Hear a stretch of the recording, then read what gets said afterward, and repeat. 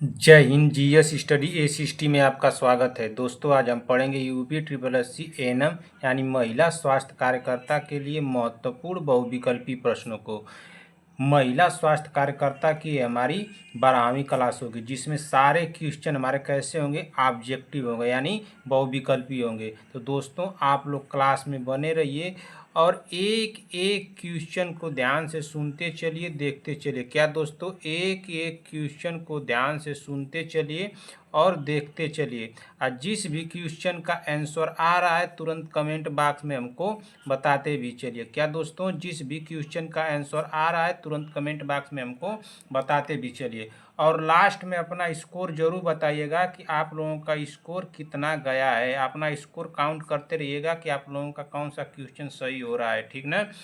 तो दोस्तों, आज की मोटिवेशन के साथ इस क्लास को हम लोग शुरू करते हैं। आज का मोटिवेशन हमारा है कि सपना एक देखोगे मुश्किलें हजार आएंगी। क्या दोस्तों, सपना एक देखोगे मुश्किलें हजार आएंगी, लेकिन वह मंजर भी बड़ा खूबसूरत होगा जब कामयाबी शोर मचाएगी। क्या दोस्तों, वह मंजर भी बड़ा खूबसूरत होगा जब कामयाबी शोर मचाएगी। तो दोस्तों, अब देर न करते हुए आज की क्लास को हम लोग शुरू करते हैं और देखते हैं कि हमारा पहला क्वेश्चन क्या दिया है। तो चलिए देखते हैं कि हमारा पहला क्वेश्चन क्या दिया है। तो क्वेश्चन नंबर 1 पढ़िए, क्या दिया है क्वेश्चन नंबर 1। तो क्वेश्चन नंबर 1 हमारा दिया है कि पढ़िए क्या दिया है। विश्व गर्भ निरोधक दिवस हर साल कब मनाया जाता है। विश्व गर्भ निरोधक दिवस हर साल कब मनाया जाता है। तो कब मनाया जाता है, हमारा ऑप्शन दिया है। ऑप्शन नंबर ए 24 सितंबर को, 25 सितंबर को, 26 सितंबर को, 27 सितंबर को। तो हमारा राइट आंसर क्या हो जाएगा। तो विश्व गर्भ निरोधक दिवस मनाया जाता है हर साल 26 सितंबर को। तो हमारा राइट आंसर होगा ऑप्शन नंबर सी। क्या होगा, ऑप्शन नंबर सी। ठीक इसी तरह से हम अगला क्वेश्चन देखेंगे कि हमारा अगला क्वेश्चन क्या दिया है। Question number 2। क्वेश्चन नंबर 2 पढ़िए, क्या दिया है कि दर्दनाक माहवारी को क्या कहा जाता है। दर्दनाक माहवारी को क्या कहा जाता है। तो क्या कहा जाता है, तो हमारा राइट आंसर क्या होगा दूसरे का। क्या हमारा राइट आंसर कष्टार्थ डिस्मेनोरिया होगा, या रक्त प्रदर मेट्रोहर्निया होगा, या अनार्थ एमोनिरिया होगा, या अतर्क्य मैनोरेजिया होगा। तो क्या होगा, तो दूसरे का हमारा राइट आंसर हो जाएगा ऑप्शन नंबर ए। क्या होगा, ऑप्शन नंबर ए कस्टार्थ डिस्मेनोरिया। क्या होगा, कस्टार्थ डिस्मेनोरिया ना। तो हमारा राइट आंसर हो जाएगा दूसरे का ऑप्शन नंबर ए। ठीक इसी तरह से हम अगला क्वेश्चन देखेंगे कि हमारा अगला क्वेश्चन क्या दिया है। Question number 3। क्वेश्चन नंबर 3 पढ़िए, क्या दिया है। क्वेश्चन नंबर 3 हमारा दिया है कि वसा का संग्रह होता है। वसा का संग्रह होता है। तो वसा का संग्रह कहाँ होता है, क्या पेशियों में होता है, या एंडीपोज ऊतक में होता है, या यकृत में होता है, या रुधिर में होता है। तो वसा का संग्रह होता है कहाँ, हमारा राइट आंसर हो जाएगा तीसरे का ऑप्शन नंबर क्या होगा, ऑप्शन नंबर बी इंडी पोज ऊतक में होता है। कहाँ होता है, एंडीपोज ऊतक में। तो हमारा राइट आंसर हो जाएगा तीसरे का ऑप्शन नंबर बी। ठीक इसी तरह से हम अगला क्वेश्चन देखेंगे कि हमारा अगला क्वेश्चन क्या दिया है। चलिए देखते हैं कि अगला क्वेश्चन क्या दिया है। Question number 4। क्वेश्चन नंबर 4 पढ़िए, क्या दिया है। हेमोस्टेसिस किसके कारण होता है। हेमोस्टेसिस किसके कारण होता है। तो हेमोस्टेसिस होता है, हमारा राइट आंसर हो जाएगा चौथे का ऑप्शन नंबर क्या होगा बताइए। ये तो स्कंद के भी कारण होता है, प्लेटिलेट प्लग के भी कारण होता है, वाहिका संकीर्णन के भी कारण होता है। तो इसलिए हमारा राइट आंसर हो जाएगा ऑप्शन नंबर डी। क्या होगा, उपरोक्त सभी। तो चौथे का हमारा राइट आंसर हो जाएगा ऑप्शन नंबर डी। ठीक इसी तरह से हम अगला क्वेश्चन देखेंगे कि हमारा अगला क्वेश्चन क्या दिया है। चलिए देखते हैं कि अगला क्वेश्चन क्या दिया है। Question number 5। क्वेश्चन नंबर 5 पढ़िए, क्या दिया है। क्वेश्चन नंबर 5 हमारा दिया है कि भारत में मातृरुग्णता का सबसे आम कारण है। भारत में मातृरुग्णता का सबसे आम कारण है। तो सबसे आम कारण क्या है, तो हमारा राइट आंसर हो जाएगा पांचवें का ऑप्शन नंबर ए रक्ताल्पता। क्या हो जाएगा, रक्ताल्पा। रक्ताल्पता, तो इसलिए हमारा राइट आंसर हो जाएगा पाँचवें का ऑप्शन नंबर ए। ठीक ना, कहीं कहीं आप लोगों को ए रक्तस्राव देगा, लेकिन इससे आम कारण जो होगा वो रक्ताल्पता होगा, इसलिए पाँचवें का हमारा राइट आंसर हो जाएगा ऑप्शन नंबर ए। ठीक, इसी तरह से हम अगला क्वेश्चन देखेंगे कि हमारा अगला क्वेश्चन क्या दिया है। चलिए देखते हैं कि अगला क्वेश्चन क्या दिया है। क्वेश्चन नंबर 6, क्वेश्चन नंबर 6 पढ़िए। निम्नलिखित में से गर्भावस्था के दौरान शारीरिक आघात का कारण कौन सा हो सकता है। निम्नलिखित में से गर्भावस्था के दौरान शारीरिक आघात का कारण कौन सा हो सकता है। क्या मानसिक मंदता होगा, या बहरापन होगा, या अंधापन होगा, या ये सभी होगा। तो छठवें का हमारा राइट आंसर क्या हो जाएगा। तो देखिए क्वेश्चन क्या पूछा है कि गर्भावस्था के दौरान शारीरिक आघात का कारण कौन हो सकता है। तो देखिए मानसिक मंदता भी होगा, बहरापन भी हो सकता है, और अंधापन भी हो सकता है। तो इसलिए हमारा राइट आंसर हो जाएगा ए सभी, तीनों ऑप्शन हमारा सही होगा, इसलिए हमारा राइट आंसर होगा छठवें का ऑप्शन नंबर डी। ठीक, इसी तरह से हम अगला क्वेश्चन देखेंगे कि हमारा अगला क्वेश्चन क्या दिया है। चलिए देखते हैं क्वेश्चन नंबर 7। क्वेश्चन नंबर 7 पढ़िए। निम्न में से कौन छोटी आंत का अंतिम भाग है। निम्न में से कौन छोटी आंत का अंतिम भाग है। तो क्या इसमें अंतिम भाग कौन सा है। तो सातवें का हमारा राइट आंसर हो जाएगा ऑप्शन नंबर क्या हो जाएगा, ऑप्शन नंबर सी एलियम। क्या हो जाएगा, इलियम ना, ये इलियम, सॉरी इलियम होगा ना।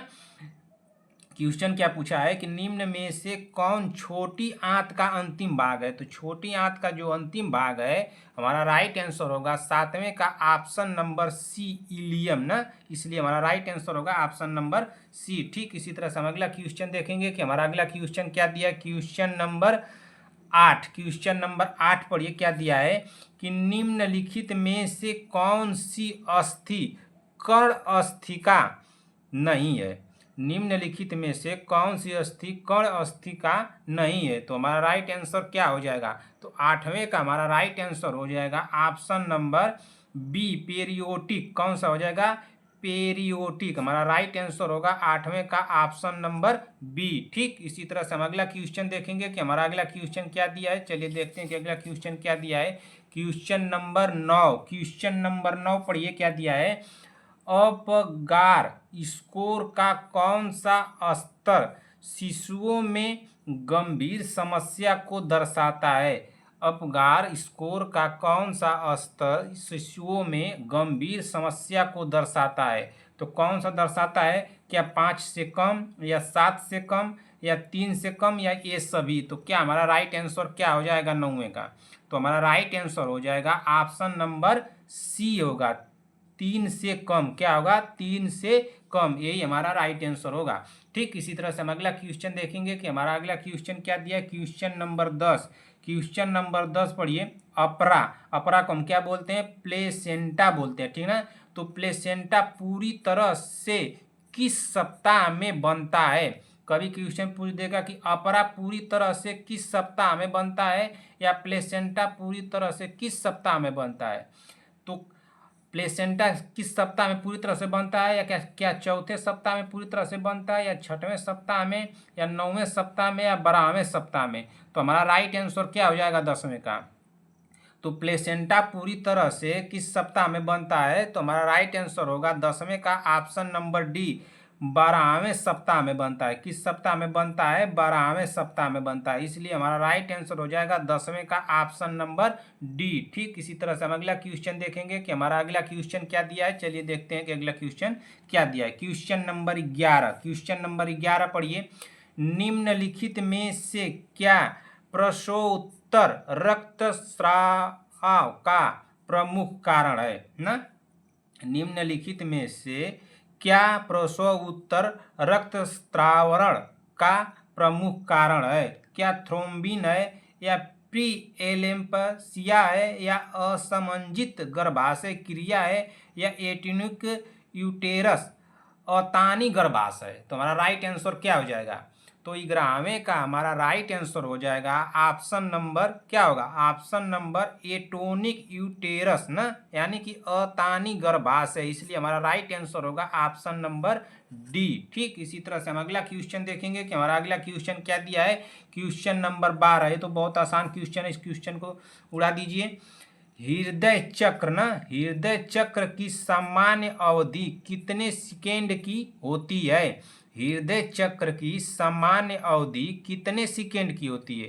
क्या 0.8 सेकेंड की होती है, या 0.6 सेकेंड की होती है, या 0. यहाँ पे 4 होगा ना, 0.4, क्या 0.4 सेकेंड की होती है या 0.2 सेकेंड की होती है। तो हमारा राइट आंसर क्या हो जाएगा, जल्दी से कमेंट कर दीजिए।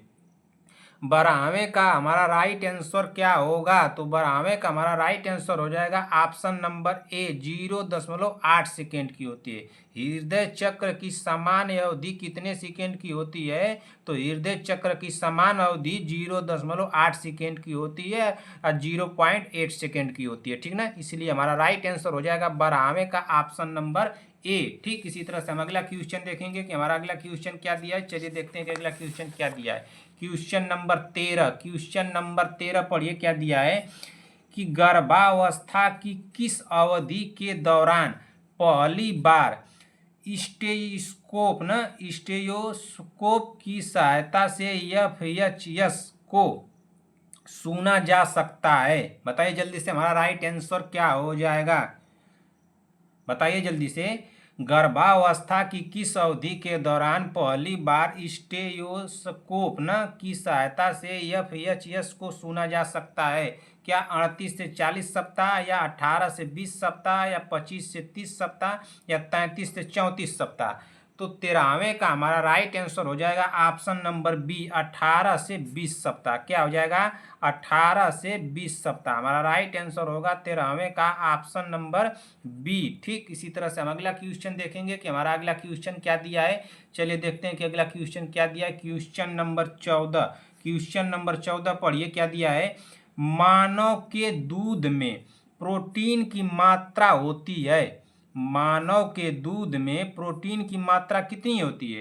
क्या 1.1 ग्राम प्रति 100 मिलीलीटर, या 2.1 ग्राम प्रति 100 मिलीलीटर, या 3.1 ग्राम प्रति 100 मिलीलीटर, या 4.1 ग्राम प्रति 100 मिलीलीटर।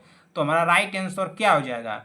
मानव के दूध में प्रोटीन की मात्रा कितनी होती है, तो मानव के दूध में प्रोटीन की मात्रा होती है 1.1 ग्राम प्रति 100 मिलीलीटर, इसीलिए हमारा राइट आंसर होगा ऑप्शन नंबर ए। ठीक, इसी तरह से हम अगला क्वेश्चन देखेंगे कि हमारा अगला क्वेश्चन क्या दिया है। चलिए देखते हैं कि अगला क्वेश्चन क्या दिया है। क्वेश्चन नंबर 15, क्वेश्चन नंबर 15 पढ़िए क्या दिया है। बच्चे की डिलीवरी ना, डिलीवरी प्रसव के किस चरण में होती है। जो बच्चे की डिलीवरी होती है प्रसव के किस चरण में होती है, किस चरण में होती है। चौथा चरण में होती है, या तीसरा चरण में होती है, या दूसरा चरण में होती है, या पहला चरण में होती है, किस चरण में होती है। तो बच्चे की डिलीवरी प्रसव के किस चरण में होती है, तो ये होती है कौन सा। हमारा राइट आंसर क्या होगा, बताइए जल्दी से। 15वें का हमारा राइट आंसर हो जाएगा क्या होगा, 15वें का राइट आंसर होगा ऑप्शन नंबर सी होगा। क्या होगा, ऑप्शन नंबर सी, दूसरे चरण में होती है। किस चरण में होती है, दूसरे चरण में होती है, इसलिए हमारा राइट आंसर हो जाएगा ऑप्शन नंबर सी। क्या होगा, ऑप्शन नंबर सी। ठीक, तो दोस्तों इसी क्वेश्चन के साथ इस क्लास को हम लोग समाप्त करते हैं। क्लास आप लोगों को कैसी लगी कमेंट करके हमको ज़रूर बताइएगा। क्लास अगर आप लोगों को अच्छी लगी हो तो लाइक कीजिए, अपने दोस्तों में इसको शेयर कीजिएगा। क्या दोस्तों, अपने दोस्तों में इसको शेयर कीजिएगा। और जो भी भाई बहन हमारे चैनल पर अगर पहली बार आए हैं तो चैनल को ईमानदारी से सब्सक्राइब कर लीजिए। जो भी बहनें हमारे चैनल पर अगर पहली बार आई हैं तो चैनल को ईमानदारी से सब्सक्राइब कर लीजिए। जब तक कि आप लोगों का एग्ज़ाम नहीं हो जाता है तब तक के लिए सब्सक्राइब कीजिए। उसके बाद एग्ज़ाम हो जाने के बाद आके अनसब्सक्राइब मार दीजिएगा, कोई दिक्कत नहीं है। मुझे बस आप लोगों का एग्ज़ाम क्रैक करवाना है। और अपना स्कोर ज़रूर बताइएगा। आप लोग को मैं पहले बताया था कि अपना स्कोर ज़रूर बताइएगा कि 15 में आप लोग कितना सही किए हैं। इससे पता चलेगी कि आप लोगों की तैयारी कितनी हुई है और अभी कितनी करनी चाहिए। किसी भी बहन को अगर किसी भी क्वेश्चन में कोई भी डाउट हो तो आप लोग ऑप्शन कमेंट बॉक्स में क्वेश्चन नंबर डाल दीजिएगा कि सर मुझे इस क्वेश्चन में गलती हुई है, इस क्वेश्चन को समझ में नहीं आया है, डाउट है, उस क्वेश्चन को मैं दोबारा आप लोगों को बताने की पूरी कोशिश करूंगा। जो भी क्वेश्चन हो, क्वेश्चन नंबर 1 हो, 2 हो, 5 हो, 15, जो भी क्वेश्चन हो, उस क्वेश्चन का ऑप्शन नंबर आप लोग डाल दीजिएगा कि सर इस क्वेश्चन का हमको इस क्वेश्चन में डाउट है, मैं उसको बताने की पूरी कोशिश करूंगा। तो दोस्तों, इसी के साथ क्लास को समाप्त करते हैं। कमेंट बॉक्स में अपना प्यार देना मत भूलिएगा। मिलते हैं ऐसी ही क्लास के साथ, तब तक के लिए जय हिंद, जय भारत।